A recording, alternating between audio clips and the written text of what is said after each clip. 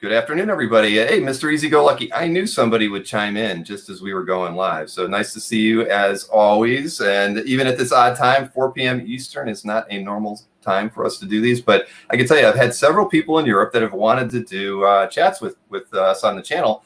And booking that has always been a problem because I've always done the shows at 9 p.m. Eastern, whether it's on the weekend or during the week. And so I was talking, Malcolm was one of the early people who had wanted to have a chat with me, and we just weren't able to work out the times, and the weekends weren't working good for me. So we decided to do it today, and for as many people as can show up, we appreciate that. And I know that a lot of people will be watching the interview after the show and probably this evening. So let me get Malcolm in here, and good afternoon or good evening, Malcolm. Yeah, good evening here. It's pitch black. The nights are drawing in, so yeah, good evening. All right. Well, I'm glad we finally got this worked out because we've been emailing quite a bit, trying to work it out. And you're not the only person in Europe that I've been having, challenges with. My schedule is just, I want to have my days a little bit more free to work on CAF, and that's why I've been doing these things in the evening. But I'm glad I finally decided to bite the bullet and do a afternoon interview. So, again, I appreciate the fact that you could do it, even though it's evening for you. And we have a few people tuning in, so that's good. Larry's here. Larry is a regular. I interviewed Larry many, many months ago.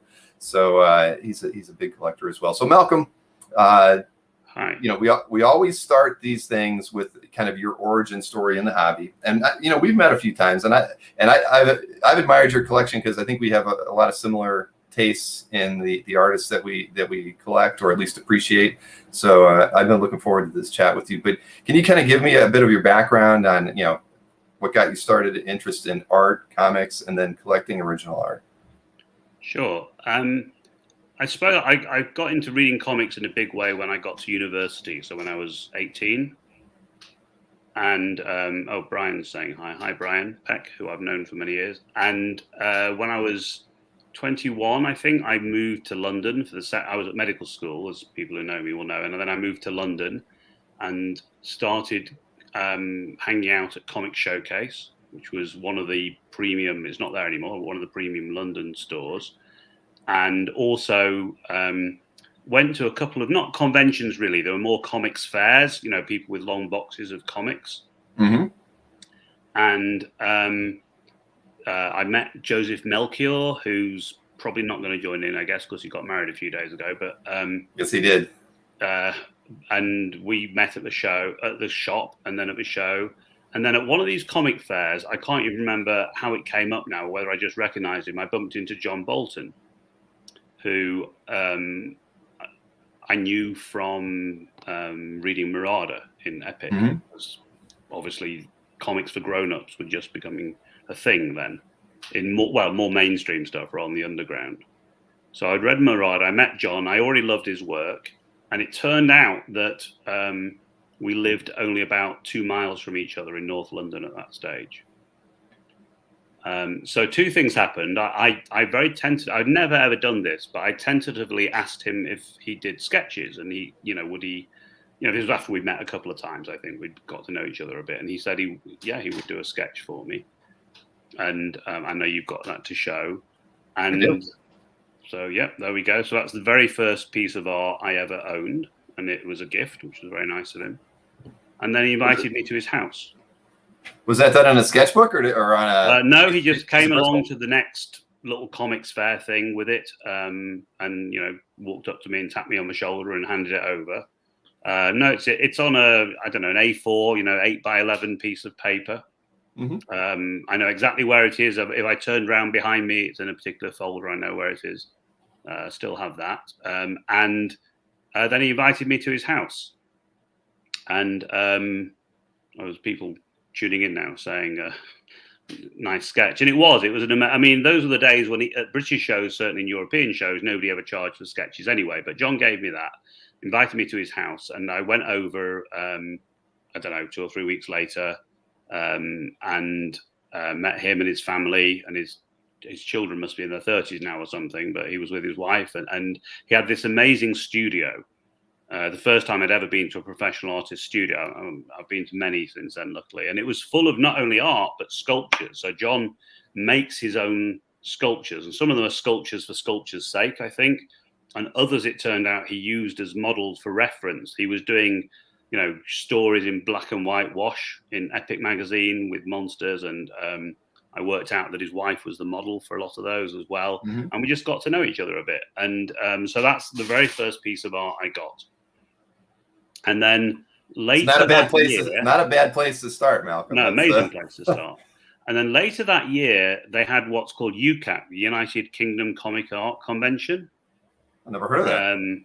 And I remember a few things about it. One was that, you got there really early if you wanted to get in line first. And Joseph and I were like third and fourth in line or something. But that was the year that Watchmen was going to come out. And Elektra Assassin had just started or was about to come out. And Alan Moore had also started writing Swamp Thing. And I'd never been a particular fan of 2000 AD. I didn't know anything against it. I just never got into it. But these people were beginning to hit mainstream comics. And so that show, I don't think it was necessarily the first UCAC, but it was the first one that I think was a sort of headline show. Comics themselves are still very niche. But at that show, I met all these people. I met Bill Sienkiewicz, and we're still friends now. And I met, in fact, there's a piece of Diana Rigg by him behind me on the wall now. And Bill did an Elektra piece for me. I'm not sure if I've sent that to you, actually, a little black and white Elektra. No. Okay. And again, that was probably the second sketch I ever got. Oh, no, I think I sent you the John Tuttlebun one of Abby. Yes, you did. Okay, so I met John. And John, for some mad reason, didn't charge for it, sat down, I think, away from everybody and did this wonderful black and white wash drawing of Abby Arcane from Swamp Thing. And I guess we went out for a drink or for dinner or something. Yeah, that's the one. Yeah, it says in the top right. I've cut it off slightly, but UK Con 85. And I was hooked. It was quite a big show by British standards. I'm guessing there were 2,000 or 3,000 fans there, and I was obviously a fan. I was just a student, or I just qualified maybe as a doctor at that point. And there were all these amazing creators. Some of the, people, even now, I think most of us would regard as some of the best artists and writers in the business. I can't remember whether Neil Gaiman was there, but he was one of the people who used to hang around at the comic shop at Comic Showcase. But Alan Moore was certainly there. And that apocryphal story about people going up to him in the toilet started at that show. And yeah, John Tuttlebun was there. So I think Frank Miller was there. I didn't get anything from Frank. Or maybe he might have been there the next year. I can't remember now.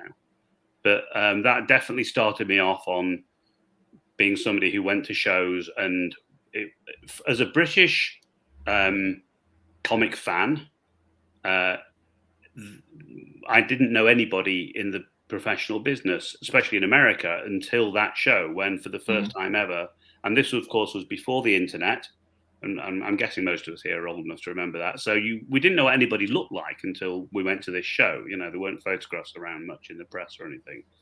And then from my point of view, I was meeting my heroes, which was fantastic. And so over the next 3 or 4 years, I started going to that London show. And I think there was one in Birmingham at some point, which is another big city in England, obviously. And I don't know, but I guess probably by about 1990, I'm guessing I had maybe 40 or 50 pieces of art. Most of them were little sketches like that. And Comic Showcase, which was owned by a guy called Paul Hudson, who's still around, but the shop isn't, they also started getting original art. Oh, wow. And the big things they then got was they got the whole of the original art for Watchmen. People probably know that. Dave Gibbons, I don't know the ins and outs, but he clearly came to an arrangement with the owner, and Paul sold all the original art for Watchmen. And in fact, if you look at the artist edition of Watchmen that came out a year or two ago, one of the pages in that has one of Paul's notepad pages of where all the pages have gone for issue 1 or something, and my name's on somewhere on there. And he also got, I think, 2 issues worth of Dark Knight. I think I'm right in saying that 2 of the issues, the original art was Frank's, and 2 of the issues were Klaus Janssen's. I think that's right. And I think the 2 that Klaus owned, he did a deal with Paul, and Paul sold all that. I was not clever enough to invest in all of that. I was just going to say, did you get your name on a list? I didn't have any money either. I mean, I was a student. I bought a Watchmen page. I sold it I don't know, 5 years later for about 5 times what I paid. And of course, now it would be worth 100 times what I paid. But, you know, I was stupid. But suddenly original art was also for sale in England, not just from the British comics, but also beginning to, I don't know how, you know, people, I think Paul knew Albert, for example, but I mean, people knew each other, obviously, in the dealer business. So there were a few bits of comic book art that also were appearing in the British market. And then in 1990, I went on a family holiday to America, which by coincidence timed itself with Comic-Con in San Diego. And I had also, people probably know this, I'd started writing lots of letters to comics. Being a letter hack was the thing. And in fact, we had our own magazine and everything. And so people knew who I was a bit, which was nice. So, and I'd also by then pitched a couple of stories. I can't draw for toffee, but I can write, although I haven't done for a while. And I started pitching a few ideas to comic book companies. Because I'd met some of the... sorry, the dog's barking somewhere in the background. I'd met the Dark Horse publishers in London. They'd come over to the show in London, I think. They must have done because I met them there. And I don't know how I knew the Caliber people, but they must have come over as well. Anyway, I went to Comic-Con. I knew a few people at the other end. Caliber kindly let me share a room with a couple of their people. James O'Barr was there and stuff. And so I think I was staying with my family, extended family in Texas, but they sort of were happy to look after the rest of the family while I zoomed off to Comic-Con for 3 days. And I think it was the last year before it moved to the big convention center. So, and what I remember about that, apart from the fact that I knew people, which was nice, was walking into the show on, I can't remember now whether it was a 3-day show. I was there for 3 days. And the first wall I saw was Alan Spiegel's booth. Oh, wow. And Alan Spiegel's booth, and I'd never met Alan at that point, obviously. But, you know, again, we've become good friends now. But Alan's booth had all the art by Dave McKean, John Muth, Kent Williams, and had some by Bernie Wrightson and Jeff Jones. But John and Kent and Dave, I think, were all at the booth. I'd met Dave at UCAC a year or two before, because by that point, after 2 or 3 years, I'd graduated to becoming a volunteer, as we all do. You know, you get in free and you have to do it. And my claim to fame was I wouldn't let Dave McKean into the show because I didn't recognize him. You can't come in here. And he wasn't horrible about it at all, but it was like, you know, I am Dave McKean. And, oh my God. So Dave and of course, I still didn't have a lot of money, but I bought my first ever John Muth painting, which is a tiny piece, which isn't in this room. It's hung in the lounge. I'm in my study or studio or whatever, but I've got a lot of art around the rest of the house as well. And it was a little painting. It's about, I don't know, 8 inches square or something of John's first wife, Juliana. And I got a Jeff Jones painting, again, a small one, which I think is on CAF. And it was the first time I'd met these people as well. And I can't remember how much art I bought at that show, but probably 4 or 5 pieces for, you know, all of them for at most $200 or $300 because that was my budget. Sure. And easy enough to travel back with it. So you didn't buy too much.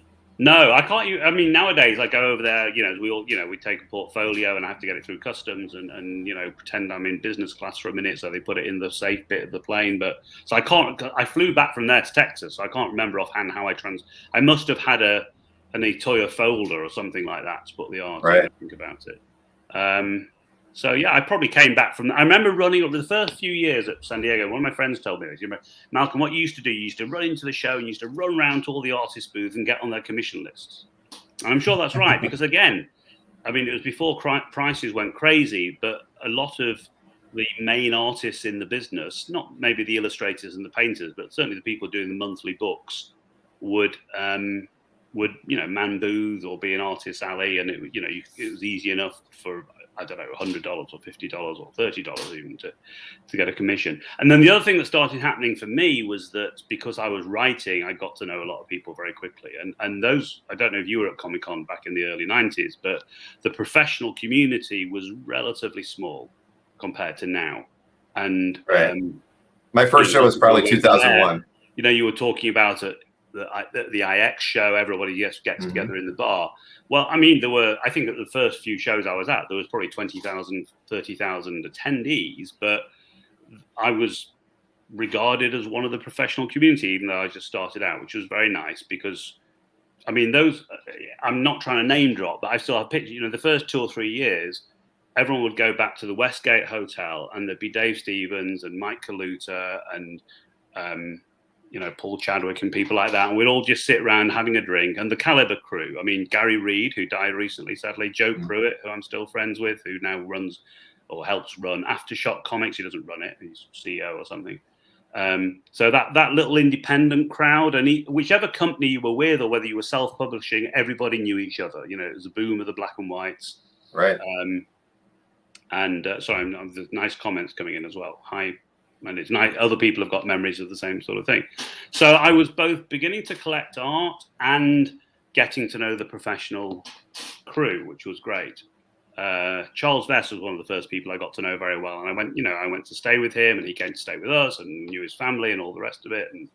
And went, because he lives still in Virginia, and I went over there after one of the shows. And I remember Jeff Smith taking a load of people out. Bo must have just made it good. And, you know, it's very nice to be part of that crew, and you know what it's like in comics. Well, for me at least, it's probably different if you work in the DC office or something. But for the rest of us, you see a lot of people once or twice a year, or a few times a year. If you're in America and you go to lots of shows.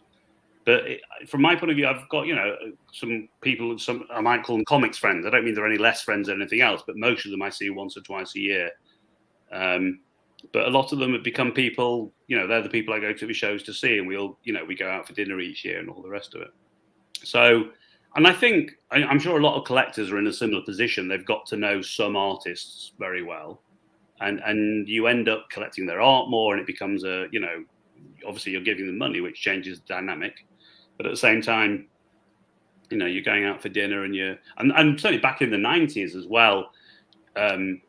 I don't know, DC or Marvel or Dark Horse had they still do. They had, they had big dinners, and I got invited out to those, or occasionally got dragged along to those. Do you mind if my friend Malcolm comes along? And money was being splashed around, and or people didn't seem to mind too much. I knew a couple of the editors quite well. You were in a good position there. At the end of the day, that was a great spot to be in, and I mean. I'm envious. I mean, at the time you were going there, and the group of people you got to hang out with, that's pretty timely. And as the show got bigger, it got harder to have those kind of meet and greets and things too. So you were really going there at the right time. I think in '92 my first comic had come out, and I got invited to the Dark Horse dinner, and there were about 30 people there, and I was on this table with Bill Sienkiewicz, Mark Verheiden and his wife.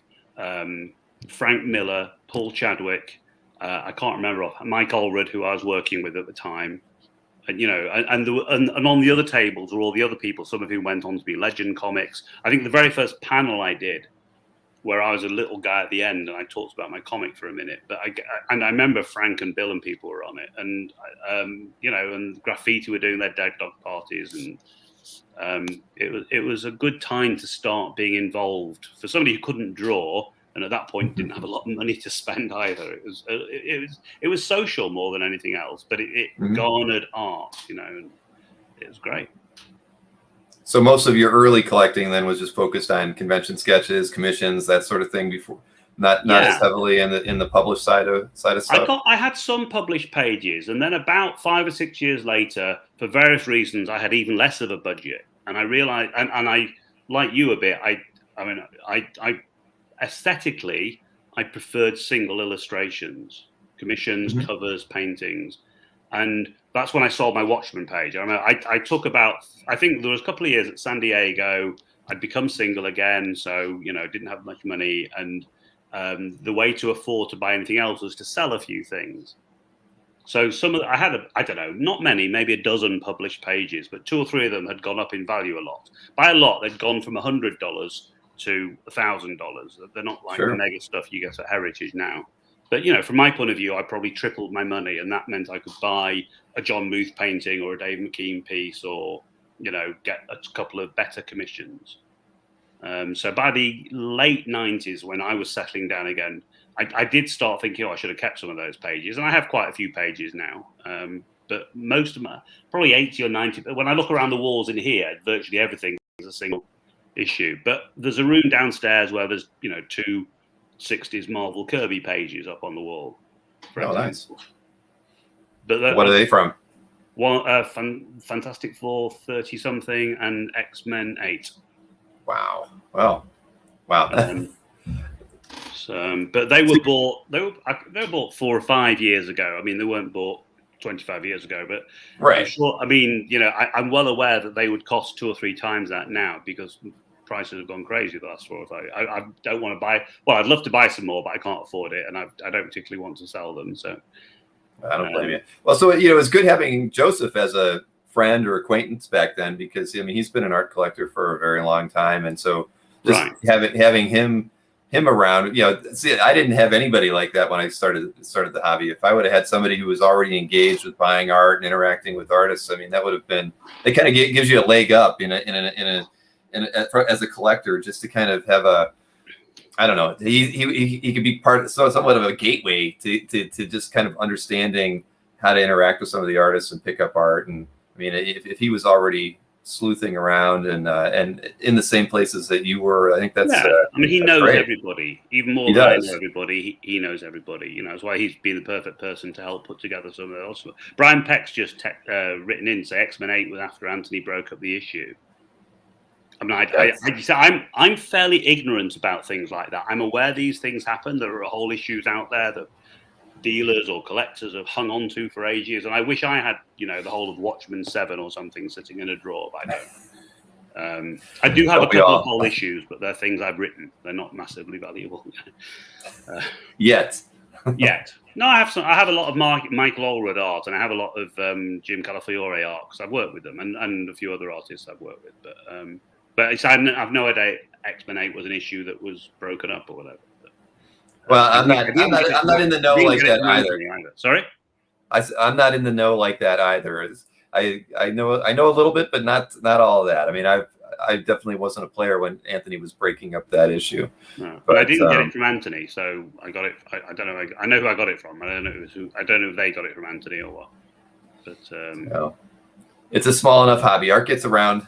That's the thing. We always worry about being able to establish provenance and whatnot, but you can usually the hobby's small enough that typically you can the last 2 people who own most pieces of artwork if it's changed hands a few times. Right. And here, Brian had a question. Because the artists I have full issues by Allred and Calafiore because I've written it, and I probably have some other stuff. There's a British artist called Dave. I can't remember his surname now because it's 20 years ago. But I have the story he and I did together. So I don't have it. I don't have a whole Kirby or Gibbons or anything, sadly. But well, not many do. So there's no harm within that. But that's so you have the complete issues from these stories that you wrote. Is that because the artist gifted them? That's great. What a wonderful thing. That's got to be just be able to see your story in a comic, everything you always wanted, and then you get to own the art from that too. That's pretty cool. I'm lucky that way, and I always say I would never sell things that people have given to me in that way either. So I've given. I've given a couple of those pages to people as presents, but I don't sell stuff that I get given like that. So no, nor should you. It's kind of I've gotten a few gifts in my time as well, and they'll probably never leave my collection. No, Michael Kaluta gave me and my wife a beautiful published. I'm just being careful not to say what it is. Cover as a gift for our wedding,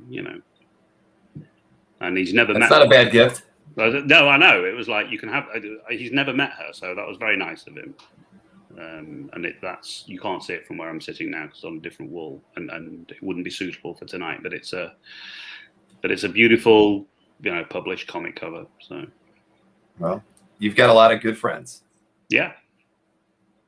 I'm lucky. So are they as well, of course.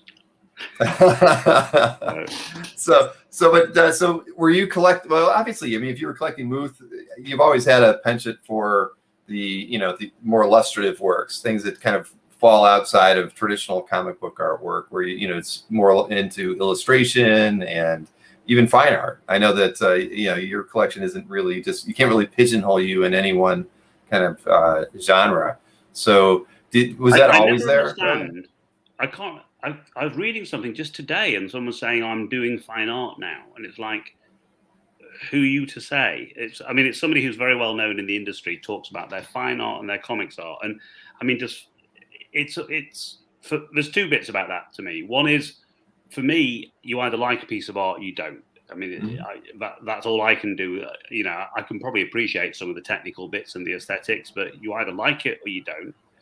But the other is all this definition of what's fine art or classic art. I mean, you can define something by its age or its subject matter, but you can see on the wall behind me a painting by Bill Sienkiewicz of Diana Rigg. It's not one of the ones I've sent you, but it's and that's from Bill does these tribute pieces a lot, as people know, when people die, and so I now have that. What is that? Is that an illustration? Is it fine art? I don't care. It's a lovely piece of art of Diana Rigg, as far as I'm concerned. Mm-hmm. You're right. It's not pigeonholable, and I don't know what category it falls into. Well, that's why I feel we're very, very much alike in the art we appreciate. I've got lots of paintings on the wall behind me from IX and a few pieces of comic book artwork, a sculpture. If you see it, you like it. I mean, it's. I think if I went to IX, my mouth would hang open as much as it hung open the first day I walked into Comic-Con in San Diego and saw all the John Muth stuff.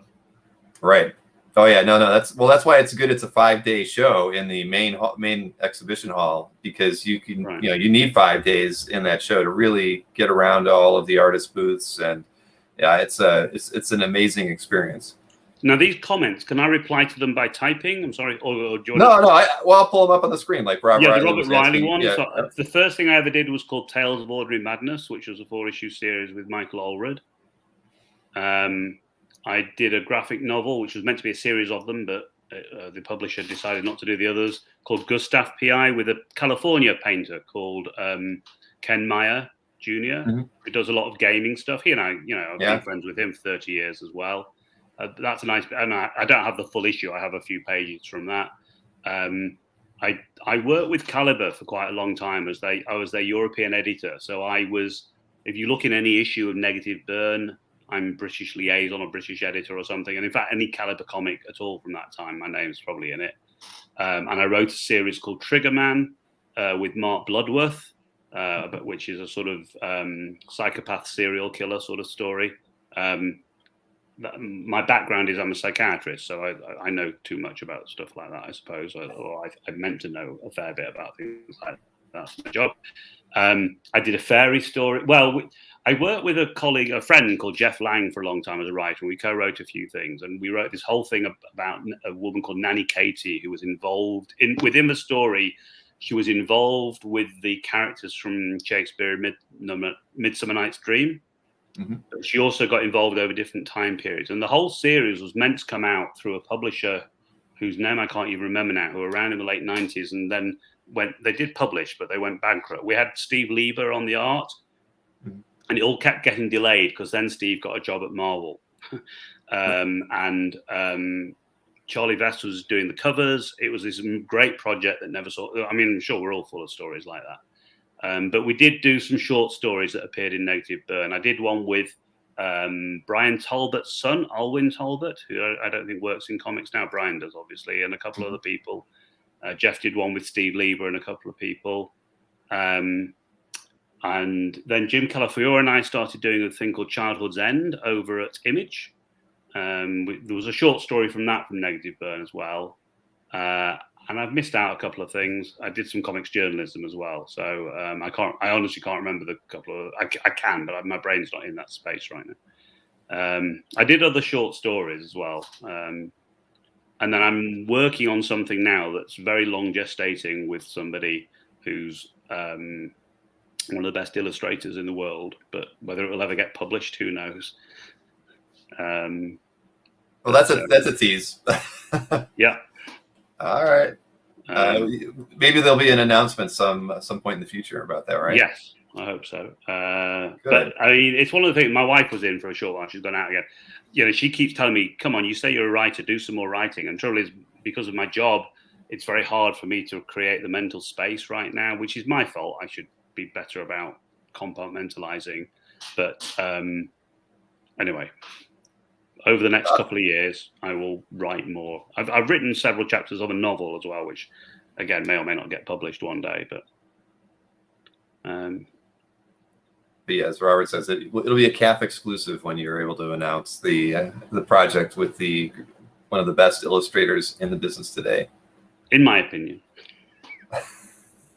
Well, I value your opinion, Malcolm. I've gone to your CAF gallery a lot over the years because like I said, we share a lot of common interests in the artists and the genres that we like to pick up art from or just admire. Like I said, I'd love to be there that first trip you make to IX because I know that it would just be.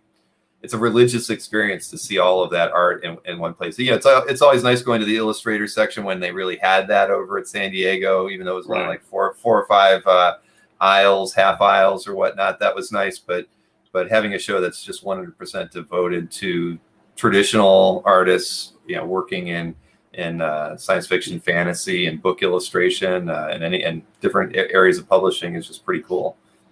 And that's the great thing about the show. I think EDLS must be Eric De Los Santos. I hope. I believe so. Yeah, I haven't seen Eric. Hear you. Well, I can't hear you, Eric, but I can see your comments. That's great. Yeah, Eric is. I don't think I've seen Eric in the chat before. So, see, Malcolm, you're helping pull people out into this interview. There's about 40 people. Oh yeah. Well, you were a regular at San Diego when I was finally going. So I mean, that's a lot of people, and Eric, obviously, I miss seeing him. Me too. I miss seeing everyone. The people I used to see. At least I saw them every year, if not more often, and I miss that. I mean, a few people on CAF and a few artists I know and friends. They come to the house, and people who aren't in comics come in and go, "What the hell's all this?" But people who are in the business, it's like if I came to your office where you just gaze at all the art, and I love going to artist studios. I'm lucky enough to have been to quite a lot of artists' homes and studios, and I can be lost in there for hours, even if I know their art. There's always, you've probably been to some artist studios. I mean, they're a bit like this, but they're mostly their own art, but then they have other people's art, but it's full of drawers full of art and boxes full of comics and paintings. And most artists, Greg Preston, those big coffee tables. I've got to know Greg a bit in San Diego, and virtually every artist does not just sit in a room with a table. It's full of knickknacks and toys, and a lot of them have spinner racks. I want to get one of those. So we're all nerds, but we like the tools of our trade. Yes, we do. You can't see it, but next to me is a toy carousel that I got in San Diego, actually. So it's not plugged in right now, but it plays Christmas tunes. And it comes out, and the kids love playing with it. And it comes out at Christmas down into the lounge. So what's the story with Kermit behind you? I just like the Muppets. He normally sits at the other end of the room, but I don't know how he got here. He must have hopped over. Now, I've always been a huge Muppets fan. We watch the Muppets almost every day here. Believe it or not, it's on Disney Plus streaming here. I'm guessing it is there as well. So. It is, and so it's we're actually contemplating doing a show on that Dueling Dealers with sometime in the future with Muppets as the theme. So we would kind of like just recreate a Muppets episode and related to comic book artwork. Sometime later this year because we're all big Muppets fans. So. Didn't I just read on the Muppets about to do a Haunted Mansion special on Disney next month? Because Ed Asner is going to be in it, filmed before he died, but he's died since then. I believe I read the same thing. Yeah. The Muppets thing. No, I love the Muppets. I watched it as a child, and I used to have. Well, no, I still got some of the tapes from the old shows, but now it's all on streaming, which is and you know, whenever we go to Disney World, which, you know, I've been to probably a dozen times now, the Florida one, you know, there's the Muppets. Of course, at right. Hollywood Studios, yeah. Right, and it's very old-fashioned, really. You know, it's a 3D show, and there's Statler and Waldorf up in one of the boxes, and I go to it every time, even though I've seen it, you know, 10 times. So. Right. Oh no! Well, I used to have a house 15 minutes from Disney World, and because I needed my winters off, so I'd go down there with the girls for a few months, and we would go to Disney World, and yeah, the Muppets ride we pretty much did every week, once a week while we were down there. Wow. So it was fun. It was just a great experience. And you're right. I mean, it is an older ride, but just as fun as watching the show, because you're in the show, right? You're an audience member. We had our honeymoon the first half of our honeymoon was Disney World. So, and my wife hadn't been before at that point. So, but I've managed to drag her back 2 or 3 times since. So. Well, I love it down there. I mean, I hope to make Florida my home at some point, hopefully soon. Oh, good luck. I don't even know where do you live? I am in Northeast Ohio, so near Cleveland. So it's but I've lived here all my life, but I'm ready. I'm tired of shoveling snow, and Florida looks like a nice place. Yeah, so. the family I have in Texas used to live in Chicago, and they got tired of the Chicago winters, and they moved south. So, well, then there you go. But you can't really move to a warmer climate, though. I mean, I assume you're going to be there for the long haul. What, in Britain? Yeah. I doubt when I was younger, I thought I wanted to live in California. In some ways I would, but I think with family and stuff, I can't see that we'd relocate permanently. Spending winters in a warm climate is something we've talked about quite a lot. It wouldn't be, I mean, we've got family commitments, but it wouldn't be impossible to, you know, spend 2 months in Spain or Sri Lanka. I mean, putting aside viruses and pandemics for a minute, something like that. Sure. You know, again, until the world closed, we've at least had a winter holiday most years. So, in fact, we're going to Greece next month, hopefully. So, oh wow! But that's close here. It's 4 hours or something. Mm-hmm. Yeah, an easier trip. My family's from Greece, believe it or not. Oh, it's a great. So Stavrakis is my mother's maiden name. So it doesn't get any more Greek than that. No.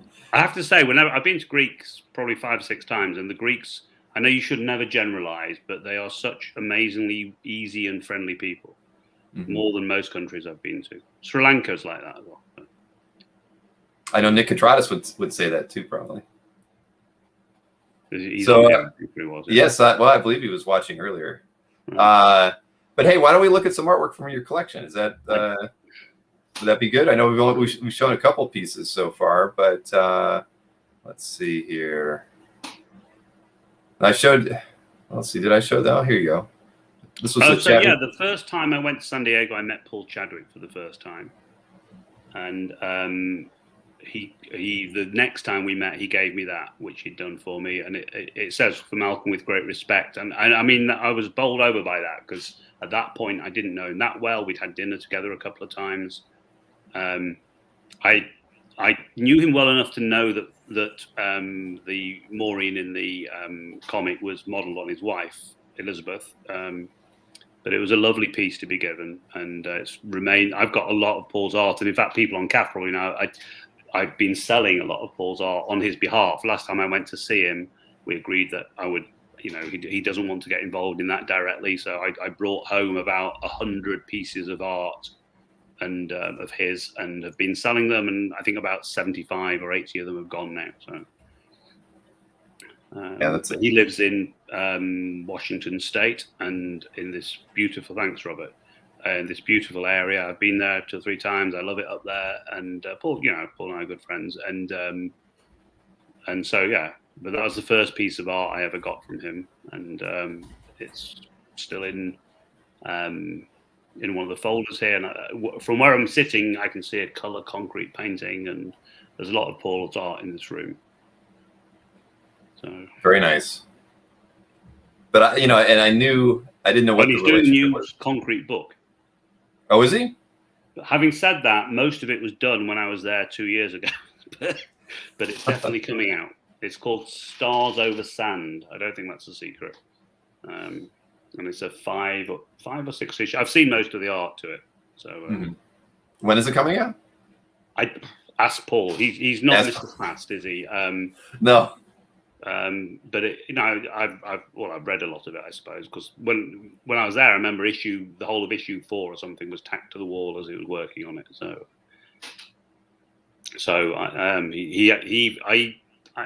He asked for some scientific information. I won't give anything away from me about it as well.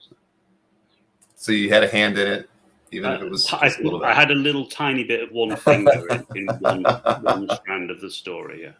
Nice. So. All right. Let's see here. I like this one. This is nice Star Wars. Yeah, thank you. That I think I got last time I was in San Diego. So I phoned Bill, I guess, or spoke to him, and I said, "Do you want to do a commission for me in time to San Diego?" And we talked about what. And I have probably a dozen pieces of Bill's art, and I'd never done a Star Wars piece, and I love Star Wars, and I guess I was in a Star Wars collecting frame of mind that day. And I said, "Would you do Luke and Leia?" And he said yes. And I remember being Bill, it wasn't quite ready when I got to San Diego, but he did have it ready the next day. And he called me to his hotel room, and we were in the same hotel. And thank you for the comments. And he'd added Han Solo as well. I remember thinking, I hope I wish I should have asked him to put Han in there, and I didn't. And but and it's a bad scan because as you can imagine, that's my fault, not yours. The image really pops out with those colors. It's not huge, but it's about, I don't know, 14 by 16 or something. But I mean, I like the new Star Wars as well, but the original Star Wars movies are always, I mean, I watch them, a lot. When I work, I have something on the TV in the background. It's usually something that I've seen many times, so I don't have to concentrate on the movie too much. But in fact, I watched The Last Jedi today. But anyway, so that's a commission from Bill, and it was more on it than we originally agreed. And I was very grateful about that. I don't know if anyone. I've watched Bill paint and draw as well. I mean, as well as I've sat at his table and watched him create things for people or for me, or I won't go into it, but from scratch, and it is phenomenal. I mean, I love watching any artist create, especially as I can't do it. But watching him do, I have a piece that it's not on CAF, but it's of one of the characters from Breaking Bad. Mm-hmm. And he just did it, and it was like, and it looks exactly like them. Well, no one can capture a likeness quite like Bill. That's for sure. Well, Alex Ross, maybe. Okay, yeah. But yeah, I don't know. I see Alex maybe using a little bit more reference, but Alex uses masses of photo. Bill uses photo reference, I think. He does, I know, for real people, but yeah. But I think he could do a pretty good job without it. Yeah. But yeah, I agree though. He's that's a beautiful piece, and it's funny that you thought I should have added this, and he just did it for you because he knew it was the right thing to do. Yeah, telepathy. You see, I used the Force, I think, to make. Oh man, and so something like that. When you go to shows, do you try to prearrange commissions before you get there? I do now, but otherwise it's almost impossible. There's no point in. Right. I mean, if people are taking a commission list and you can get on the list, that's fine. But I suppose probably like most of us who've been this for a while, I'm more likely to get 5 or 6 pieces that are a few $100 or even a few $1,000 rather than 20 pieces that are smaller and cheaper. Not because I'm posh or anything, but just that's what my tastes are now. So on the whole, everyone's on social media, which I'd say I'm not really on social media, but I know most of the people whose work. I mean, there's a Donato Giancola piece in the slides I've given you. And I've got to know Donato at, that's not, now that isn't a commission, but Donato basically emailed me, I think 2 Christmases ago to say he was now selling it and he knew I'd admired it and did I want to buy it. So that's how I got that. What's the size of that? Because I've seen a few of these paintings where they're like 4 by 6. No, really large it's not 4 by 6. It's probably about 30 inches by 40. Wow. It's very impressive. It's downstairs in the hall, and it's gorgeous. And then, you know, we arranged a commission. So there's a Blade Runner commission, which is in my CAF, I think, which he did. And yeah, you can't, I mean, you can, but it's not very sensible to try to arrange that while you're at the show to pick up at the show. You need to set these things up quite a way in advance. Yeah, I was just checking out your CAF gallery. So, yeah, no, I see the Do Androids Dream of Electric Sheep? Yeah, I remember that painting. That was actually in, I think, one of the books that we put together, you know, the Infected by Art book that I do every year. I believe that painting was in it one year. So, okay. Yeah. Oh, and you have the prelim to it too. That's beautiful. Yes. Yeah. I try, if somebody does a prelim, I always try and get the prelim, and sometimes they charge and sometimes they give it to me, and sometimes they say no because they don't want to give it to anyone, or they've sold it to somebody else. But it's nice to have both. Yeah, I mean, Donato's prelims are almost the same size as his full paintings. So yeah, no, I agree. He's I mean, Donato's a master. At the end of the day, yeah. he's simply amazing, and yeah, he's like somebody's work hangs in the Vatican. I mean, you know, it's yes, without question. I don't own anything. I was just trying to think about that. I've never bought anything from him. For all the times I've been in his gallery in his booth space at IX, I've actually never bought anything. I'm gonna have to remedy that. Yeah, I mean, he was at San Diego about 10 years on the run, wasn't he? He hasn't been. Yeah. I think once IX kind of picked up momentum, I think his comment to me was, you know, he didn't feel that San Diego was veering in the wrong direction and everything, and so that show and a few other shows were doing really well for him. The Spectrum show that I know they only had 3 of those, I believe, in Kansas City, I think, or maybe it was St. Louis. They had 2 in New York, because I went to both of those, and they had one in Kansas. They had at least one in Kansas City, which I didn't go to, but yeah. Right. But so there's more avenues for him to sell, and San Diego just wasn't a good fit. But that's why there's almost no illustrator section at all there now. No, sadly. Let's see, and get this slide up there. Very nice. Terry Moore. Terry was one of those black and white independent creators back in the early 90s, who I got to know very early on in our respective careers. Obviously, he's done a lot more with his than I have with mine. But I think it's probably, 2 years ago now that he produced, it was during lockdown, I think. So maybe about a year ago, he produced this portfolio of, I think, 6 pieces of art with Francine and Kachu from Strangers in Paradise, of course. And they were, they're very Mucha-esque. He did 3 covers in that style, as I recall from the book. So I think all the pictures in that folio were from that book. That look. And I was lucky. Again, I called him or emailed him or something, and I said, are any of them available?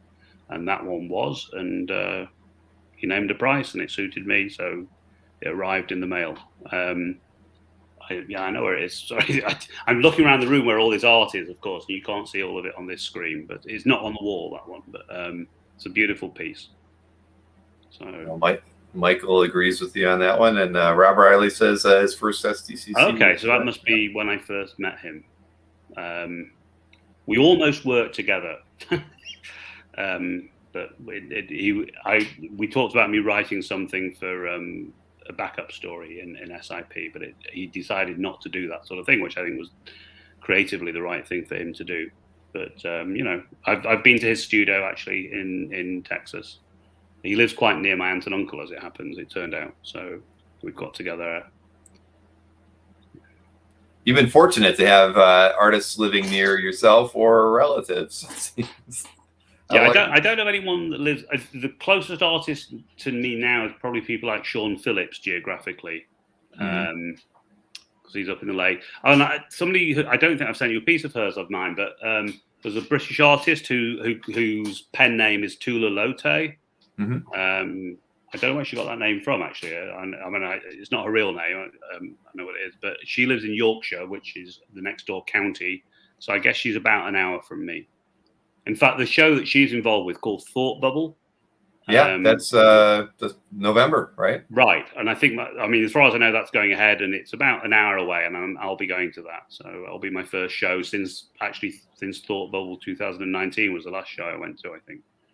So yeah, for whatever reason, they didn't list that show on Convention Scene, because that's the same weekend that I'm going to be having the next Comic Art Live, show on CAF as well. Unfortunately. Oh, no. You should I move know. that. I really enjoyed that this time, and I know. Well, I emailed with Annabelle. Raised money that I needed to raise for something else, and I would want to do that again. So I'll have to do both at the same time. So.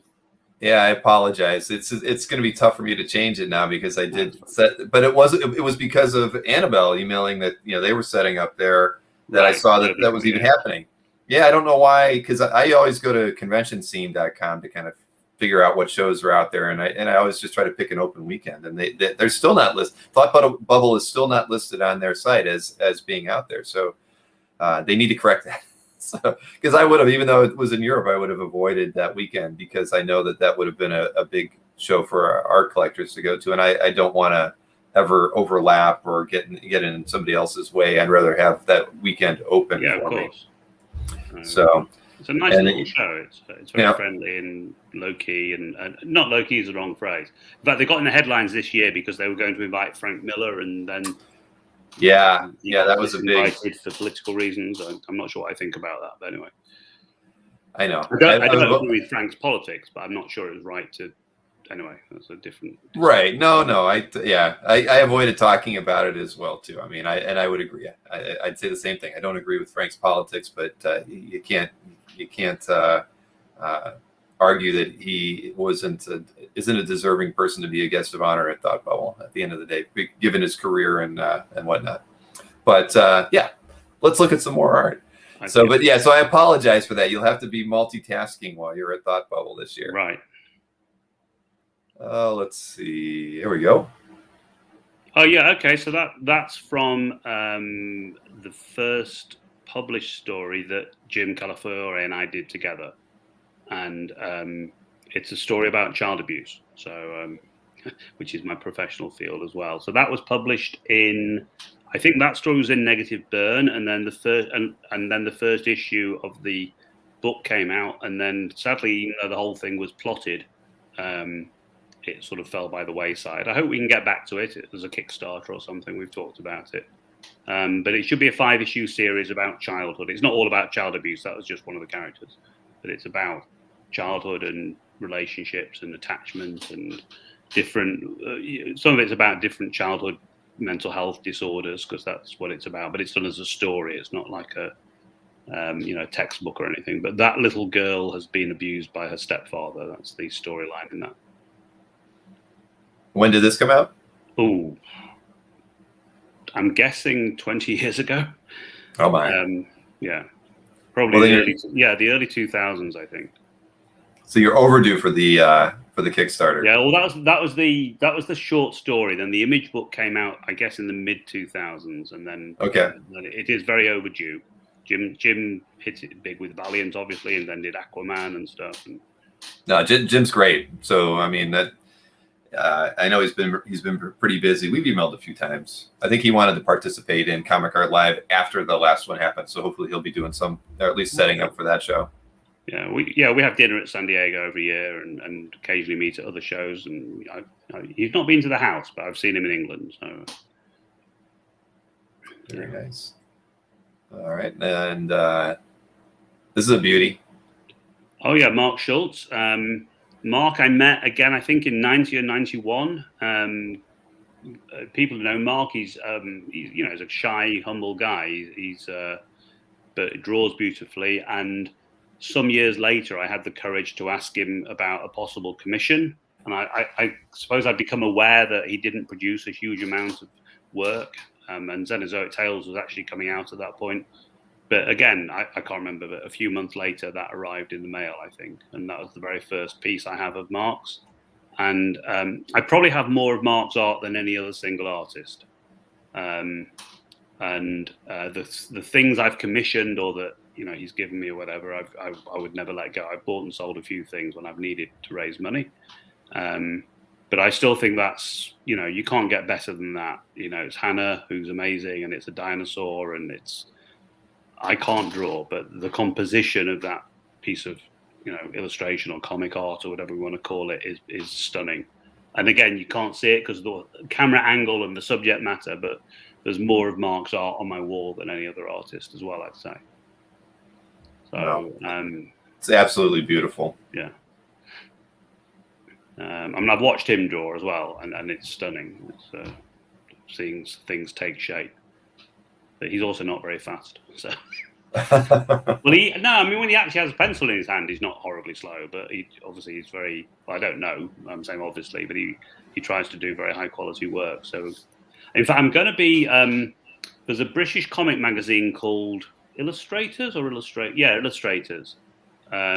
It's a hard spine usually, but it's about, and I've been asked to do a couple of interviews of artists for that. So Mark great. And Walt Simonson is the other one. So I'm just trying to set up those dates. I heard from Walt the other day, and Mark's agreed to it. So there should be some nice interviews. They'll be out, I suppose, early next year or something. But... Well, you have to let me know when you do that. Right. No, that'd be fantastic. And somebody had mentioned that what was it? The Tula was repped by Cadence, and that is correct. Yes. So if you were interested in Tula's artwork, you can go over to Cadence Comic Art and check it out. Tula will certainly be at Thought Bubble, and Cadence of Andrew Christian, I think it's called. Who I've not met. I don't think I've met. Anyway, he's coming to Thought Bubble because they have some art of hers that I bought, and it's like, when are you bringing it? When are you sending it? And he said, "Oh, if you're at Thought Bubble, I'll bring it." And I'm, okay. So. I've emailed a bit with Andrew. We almost did their website, but we ended up not being able to do that. But Andrew's been a good friend, so yeah. I don't think I know. Cool. I don't think I've met him, but he comes over as a very nice guy, and they have a great range of art on the website. So. They do. That's why I wanted to work with them. They're arguably after Anthony Snyder, they probably have more art on their website than most other reps or dealers have. So it's would have been nice to work with them. But yeah, well, very cool. Let's see here. I know we got a few more. Well, we've got a lot more to look at. This is a very nice painting. So that's one of the most recent things I've got. Across the room from where I'm sitting on the far wall, I can see that piece hung up. So that's by Henrik Torres Pratt, obviously, who people know in comics as the Vampirella artist from the 80s. And he lives in Spain. And he also, as I'm sure most people will know, this is fine art. Well, it's very fine, if you ask me. And he did a series of paintings on this sort of theme in the mid to late 90s, I think. I call them his black and yellow paintings. I've no idea what he calls it. And I have 2 or 3 of them, and Joe Jusko has 2 or 3 of them. And I can't remember now, 6 months ago or something, a friend of mine here called Jonathan Wilson, who also has a great art collection, gave me a link to a place in New York called something like the Illustrated Gallery, and they have like Rockwells and they have all that stuff, but they had some Henrik Pratt paintings, and they still have a couple others for sale. And this was the one that I just looked at it and I thought, I've got to have that if I can afford it. And we worked out a deal, and this massive crate arrived from FedEx, which cost almost as much as, well, not quite, but cost a lot to get over. And it's not even under glass. And so I'm looking over there because I can see the painting. It's 5 yards from where I'm sitting, and the lighting is incredible, as somebody's just commented, and it's such a beautiful piece of art. And I have about 10 or 11 pieces of his around the house. One of who he did painting of my wife, which I gave her as a wedding present. The only people who've ever seen it are people who've been to the house. It's like huge, 4 feet long or something.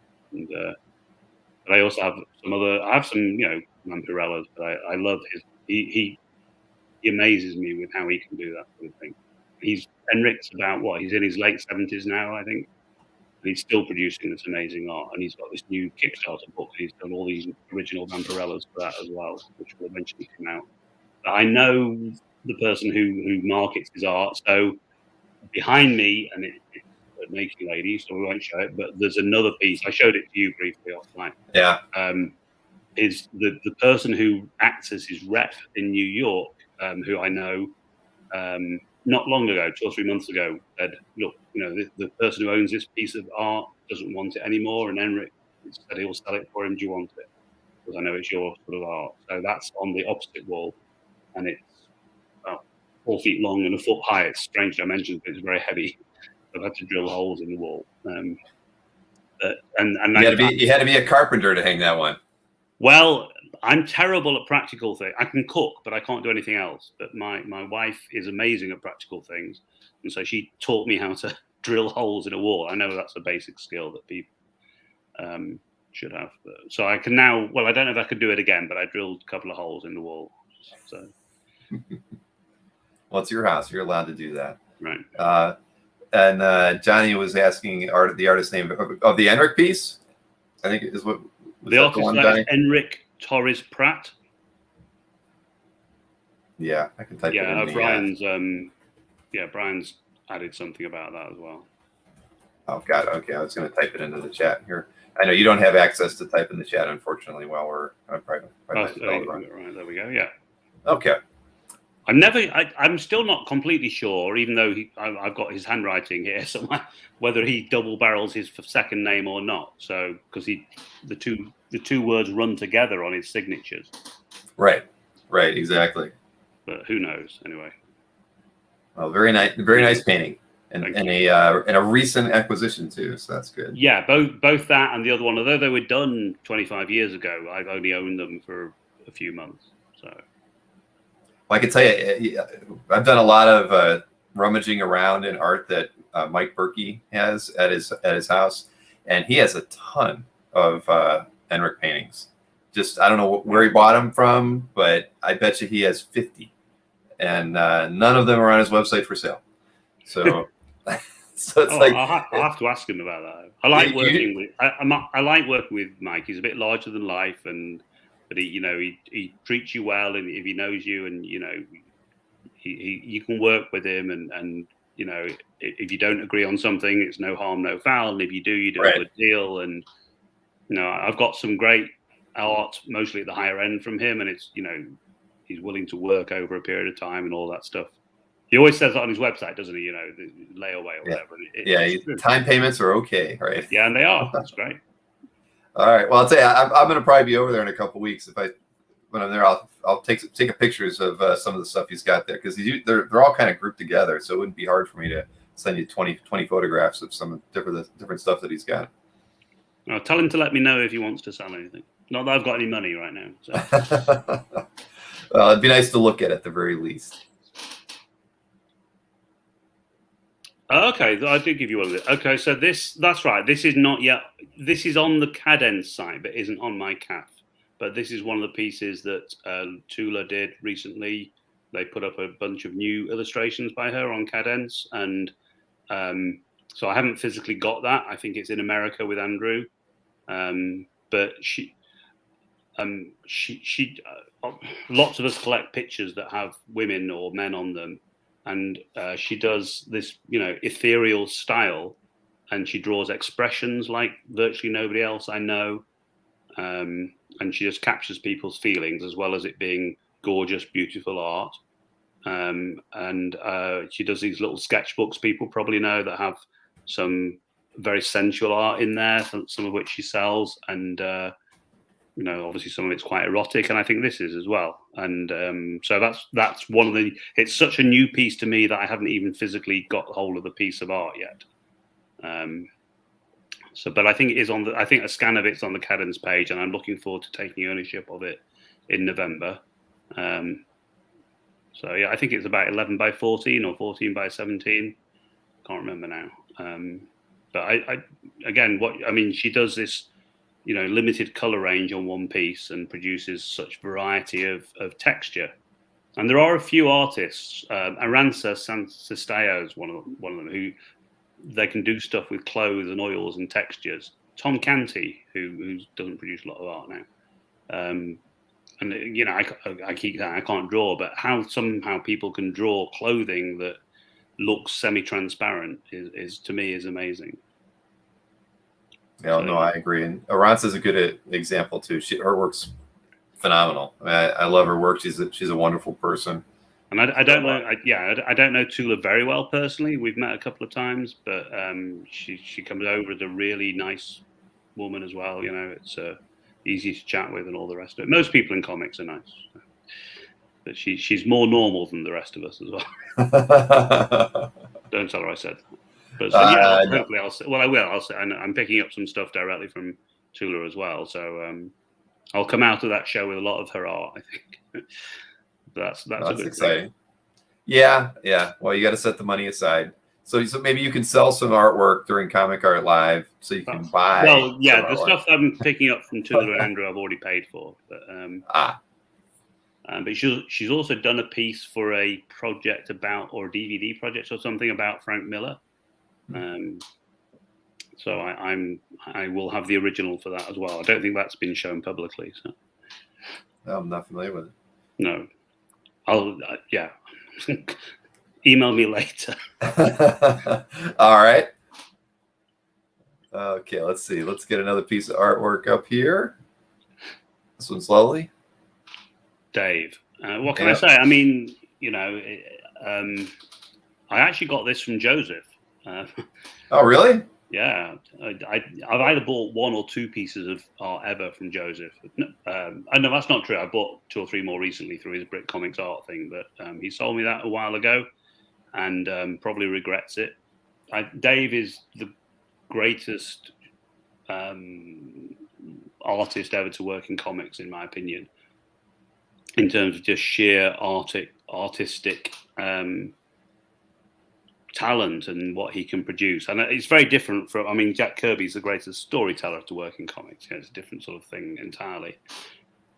But I met Dave in 1990 or 1991 in America, and I got to know him, and I can't say we became best mates like he is with people like Bill Stout, but we met each other every year and had dinner a couple of times and went to a couple of interesting shows together. And I love his art, and I have again about a dozen finished pieces of his, and this is a little one, and I have some much bigger color ones which I showed you behind me on the wall, which we can't show, that I got from Dave. I was very lucky to get to know him a little bit, and I helped out at his booth once, I think, when he needed somebody to spell him when he went for a break, and that's how we got to know each other. I think somebody vouched for me. Well, that's an amazing piece, and I'm sure Joseph would probably wishes he still had it, but I have seller's regret about a few things. No, I don't know who the model was. Rich has asked who the model was. I don't know. Dave did work for models most of the time. But I don't know who the model was. So, well, it's beautiful. There's not enough Dave Stevens artwork on Comic Art Fans. No, there's more than you think there is. I mean, if you look on, you know the numbers. It's there, right? But I wish there was more, because I feel like there's a lot that that people hold back. I mean, Dave's work is so treasured, and I'm sure people get pestered a lot about wanting, hey, if it's ever for sale, let me know.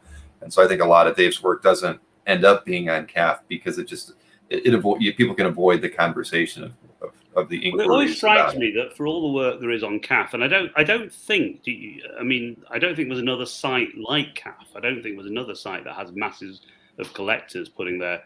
But if I don't know, for the sake of argument, if 50 pages of Watchmen are on CAF, that means that 200 pages of Watchmen are somewhere that aren't in public view, which no one has any obligation. And I always think that, where's all the other John Muth Moonshadow work or whatever it is, or Dave Stevens stuff?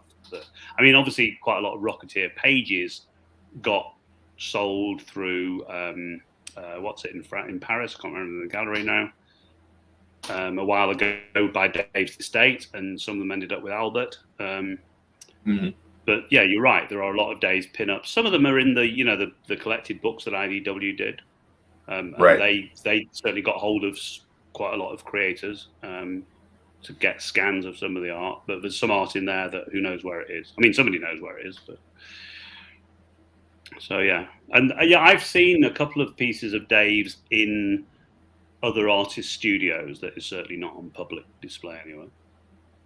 So everyone's saying only a couple though. So a couple of people have said the title of the art was Bambi. So maybe that piece of art was called Bambi. Yeah, sorry. Let's see. Brian's contributed on first story the family owns. What was sold? Yep. Thank you very much, Brian. Brian is a scholar on several topics. Oh yeah. Comic art history. and anything to do with Apple, or he used to be a scholar on that. I think he's not there anymore. Anyway, I haven't seen Brian. See, Brian's one of the people I see every year, and I miss seeing him. So we always go out for dinner with a group. So. That is true. Brian helps me every year with the best of collected artwork, on Comic Art Fans every year. So we had a lot of fun introducing or showing off the work that made it to the best of 2020. So we'll be doing that again soon. Everybody should be planning ahead for that, getting your art ready before the end of the year and get it on CAF if you want to be considered for that. It'll be called the best of 2021 this time. It will be. Yes, it will be. Best collected artwork of 2021. Oh, I can put in an Henrik piece, as I only got them this year. There you go. That they would qualify and probably would get a lot of votes. Well, I sent you, didn't I, a John Bolton piece that because it's nudity we've not shown. But that's right. That's one of my newest couple. In fact, in terms of apart from Tula's stuff, it's the newest piece I own. And I mean and that's one you should put into the CAF. The best of 2021. It's beautiful. I mean, I think you'd get a lot of positive thumbs up on that one for sure. Right. I haven't even put it on CAF. I mean, John said I can, but I keep certain things away, so I don't know why. But well, there's always a lot of different conversations about why people hold certain things back or don't or do post them to CAF. So hey, I'm just happy people share anything from their collections on CAF that they want to. Right. So I'll never quibble if you don't put everything up there.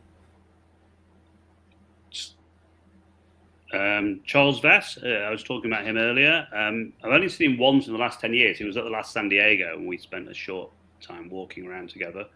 But there was a time when I saw Charles a lot, and we got to know each other, and I know his wife quite well, and people remember she had an accident, and the comics community, someone just asked about the comic art community in the UK. I don't know enough to answer that question, but the comic artist community in America did very well for a charity auction for her. And Charles, I think, almost never does commissions, but he did that one for me. I'm guessing 15 years ago now. And I don't know who the model is for the man lying on the ground, but the woman I know and is a friend of Charles is the fawn on the right is based on my son at the time. He's not a fawn. The cats are all my cats at the time. And so that was very nice. Apart from one cat who is called Malcolm, who is named after me because when I was with Charles, he was rescued and he sat on my knee. So we went back to his house and he lived there for many happy years. And it's a beautiful commission and it's on the wall downstairs. He draws, he's the best artist of trees, I think, in the universe. But he can draw lots of other things. And he's very into his fairy stuff. And I love that piece of art. And it's personal because it was done for me with people I know and animals I know. And I have another commission by him as well, which is also on CAF, I think, called Duet. And I have lots of books with drawings, original drawings by Charles inside them from when he came to stay and stuff. So that's very nice. But he lives in this amazing piece of woodland in Virginia, a beautiful part of the country. Sorry, I was actually just looking at your CAF gallery. The works that you have by Charles Vess is amazing, really beautiful. Most of it's on the wall, various places around the house because it's beautiful, big color pieces. What was the size of that commission? It's about that square one you just showed. The square one. Yeah. I guess it's about 16 inches square, something like that. So it's not massive, but it's not. It's a big painting. Maybe 18 inches actually. I'm just looking at other pieces to compare it with. Yeah, probably about 18 inches square. Very nice, and it's been on CAF for a very, very, very long time. Yeah, it's the first commission I got from him. So you can see why I went through a phase of selling my pages because I wanted to get pieces like that. Sure, no, I don't blame you at all. I mean, I used to have what was that Spider-Man graphic novel he did? I had a page from that which I saw somebody else selling recently. But I have a dozen big Charlie Vess paintings, so I'm quite happy. And I've been gifted a few things, So I have a couple of Stardust paintings that. Oh wow! All right, rub it in. Well, I was with him just after the movie came out. I remember he was doing the panel in San Diego, and he was telling me that all the movie posters were hanging off the lampposts, and he was telling me that he and Neil went to do a panel, and they were staying at the Omni, which I guess had just been bought then. And even though they were staying at the Omni, they sent a limo for them and insisted on driving around the back of the convention center to do this panel. So, well, if you got it, you got it. Right. I wasn't invited, so I think. Okay, so that's the very first page from the very first comic I ever wrote, and it's by Michael Allred, and it's called Tales of Ordinary Madness, and I was talking about before, and it came out in about 1992, I think, and I was working in adult mental health at that stage, and all the characters in the comic are amalgams of various people I'd seen as patients. And I was just trying to show a bit about what it's like to have certain mental illnesses. And this opening guy is a paranoid schizophrenic. And so there was just a splash panel at the top. And then Rudders is like a beer that was out here at the time. And I guess that was one of the adverts that was on the buses still go around, a typical London bus. I remember when Mike said, take whatever pages you want. And I didn't take the whole book, all 100 pages, or whatever, but I wanted the very first page I'd ever written. So that was nice. So this is the very first written and published page for you? That's yes. Amazing. Yeah. So how did you get hooked up with Allred for that?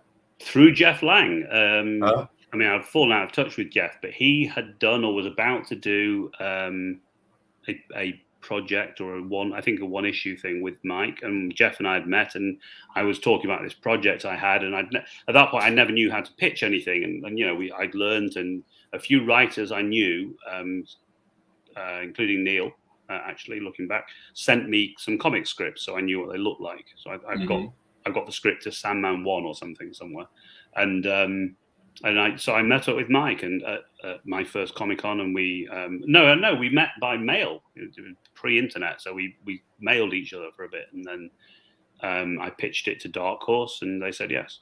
And I pitched it to two other publishers said yes as well, which was nice. But Dark Horse were Dark Horse, and they were the great publisher because they did this phenomenal creator-owned work, and they were the vanguard in that, I think. And I agree. And yeah, I mean, I see Mike not often, obviously now, but when we're both at Comic-Con, we meet up, and all these millions of offspring now. He's got 4. Kirby's one of his sons, isn't he? So I've met all his family, but yeah. Right. I've actually only met him doing a live stream. He was, I think, the first or one of the first artist guests that we had back in May 2020 on the Comic Art Live convention that we did. He and Simon got on and did a little bit and showed off part of Mike's collection. And I mean, he's got an amazing art collection as well. So a lot of fun. But you did have a question here from Ray. I wanted to know approximately how much of your collection is single image as opposed to multi-panel.